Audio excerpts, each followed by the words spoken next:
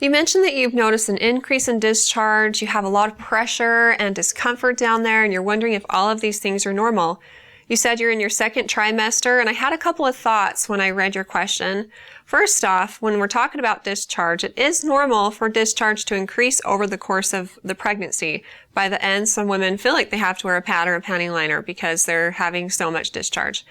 Some amount of cervical mucus is normal and actually good because it helps to flush things out and keep everything balanced. But if you feel like you're having an abnormal amount of discharge, I do recommend talking with your doctor. They'll be able to ask you more specific questions about it and determine if further investigation or treatment is necessary.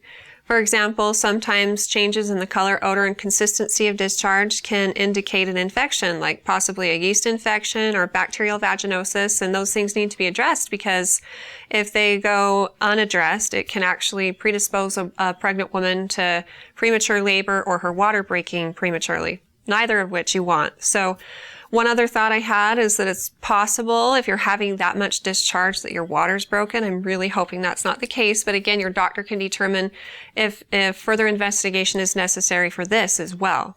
Now, you also mentioned that it's swollen, you have a lot of pressure down there, and this again is something to talk with your doctor about because pressure and an increase in vaginal discharge can be associated with preterm labor. So they'll sort through all of the symptoms you're having, see what's benign, see if there's anything concerning. But it is possible that maybe you're having varicose veins. It's possible to have those in the labia, and they can be very swollen and very tender. And so you mentioned that you've used ice. That's a good solution.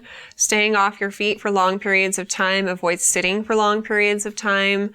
All of those things will exacerbate it and make that swelling and pressure worse. So after your doctor's determined what these are actually due to, they can give you more advice on comfort measures as long as the issues are benign.